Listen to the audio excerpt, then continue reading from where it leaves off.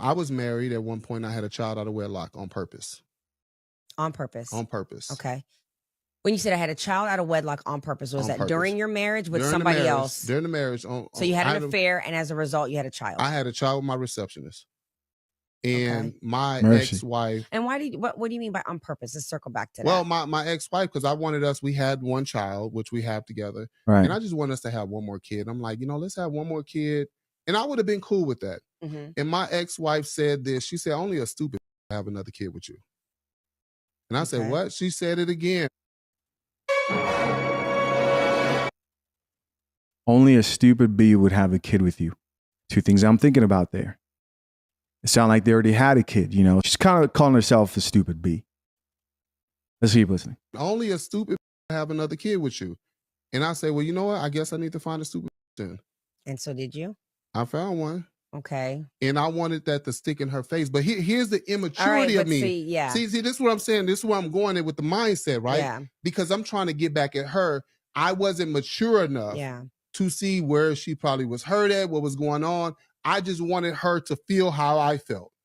Now I have a child in the middle of this. This is the immaturity in me. Yeah. And I brought this other girl in the middle of it, which she didn't care at the time, but I put her in the middle of it. Right. She wanted to be in the middle because I guess she thought I was going to leave my ex-wife too for her, but she cleaned up with Windex, so I wasn't going to, so crazy. go. But I'm making a joke. I'm trying to. So I was immature at the time when I made this decision. And this is the whole thing. I mean, now we're talking about spitefulness. Yes. And as a result of your spite, I'm going to make a baby. And there's no mindset or anything in your mind that's telling you, how is that outcome going to be for this child? It was so selfish. Very selfish. Right? Very selfish. But where does that come from? Because it's like, okay, let me go have an affair with the receptionist. Let me start a new relationship with, but why a baby? Why a child? And I'm not, I want to make this clear. I'm not condemning because I really appreciate the transparency and the openness. I'm just wanting to know. No, he needs to be held accountable. He needs to drink the coffee.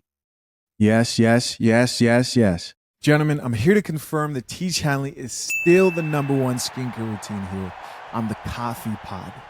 It works. I don't know what to tell you, bro. It works. I know some of you still don't believe me. I get it. Oh, look. Who could have guessed another Teach Hanley commercial?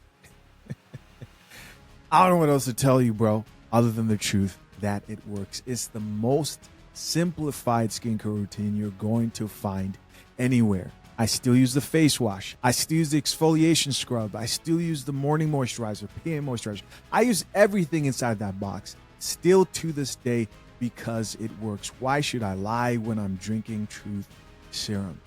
Right here in this cup. You know how it is. But I get it. The good thing is you don't just have to take my word for it, man. They have over 7,000 5-star reviews from other happy customers. And because Teej is sponsoring this video, they're offering you an amazing deal. Just click the link pinned to the top of the comment section or in the description and you will get 30% off and a free gift. Plus, as a member, you also get 20% off for life. By the way, both gifts you're choosing from are $20 in value and a complete game changer. A silicone body scrub or a nail and face grooming kit. I personally like the silicone body scrub because I can see myself using that almost every day. So don't wait any longer. Click the link pinned to the top of the comment section or in the description and start your skin journey today.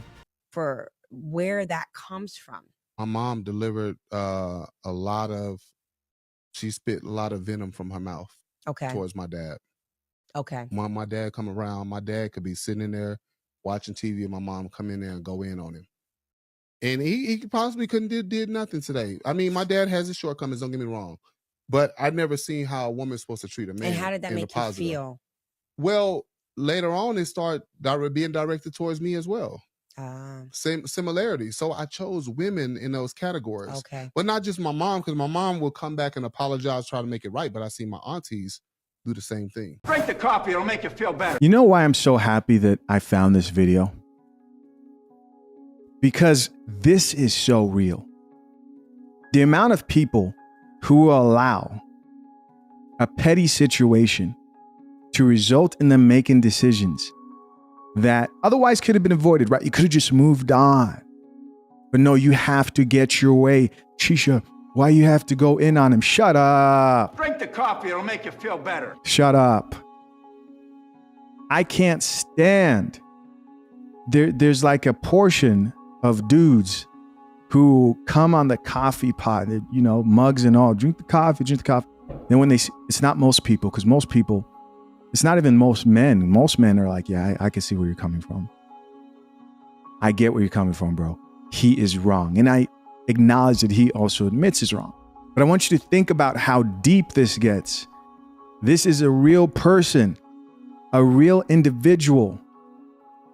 I don't know if it's a woman or a man. I don't know if it's a boy or girl, but let's imagine it's a young man who's sitting down now thinking to himself, I am the product of an irresponsible decision that was just thought of, no planning. These are part of the consequences, right? When you make decisions like this and you get online and you share them, part of the consequences are that people are going to give their takes. That child now is in this world. And I can't imagine that since he said he was immature at that time, that child had an easy time coping with life, learning to grow. Very unfortunate, very sad that as a solution to an already broken home due to his very problematic wife or woman he was with at the time, he decided to react by creating another broken home with the secretary, right? She let him clap the cheeks. And I acknowledge that, yes, he it sounds like he's seen his error in his ways, and that is a good thing. Growth is a good thing. He could be like the last dude I reported on? I don't know if you guys remember that video. I might put it at the end of this one, who was pretty much just bragging about creating single mother households.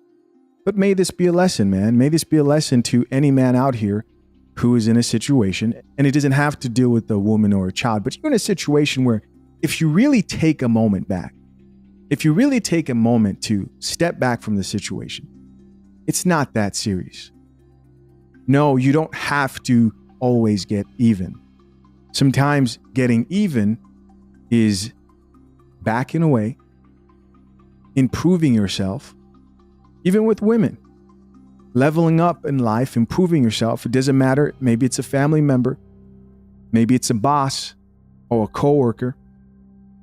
Sometimes the reward in leveling up is peace, while they're still living in confusion, destruction, toxicity. Not everything around you deserves an equal amount of get back. And listen, you can decide to die in that hill. You can decide to die in that hill. But in most cases, especially from the perspective of once time has gone by, like he said there, he's looking back, I was immature, I shouldn't have done that. It's never really worth it. It's never worth it. Let go of that thing. Don't allow people to take you so much off center that you're now making decisions that have lifelong consequences. I promise you, in the long run, while you may get back at them, you're hurting yourself too. You're hurting yourself as well. You're putting yourself back. You're taking steps back. And the reason, again, why I think this video is so important is when you ask people the things that they're frustrated about, triggered by, the things they want revenge on, it's usually something petty. It's usually something they could actually let go, and it doesn't matter all that much. Separate yourself, cut off the toxicity, and focus on searching for peace, improving your life for the better, to the point where the thing that they did to you seems so insignificant compared to where you're at in your life. That's the type of focus you want to put on yourself, that it really doesn't matter, that it's okay.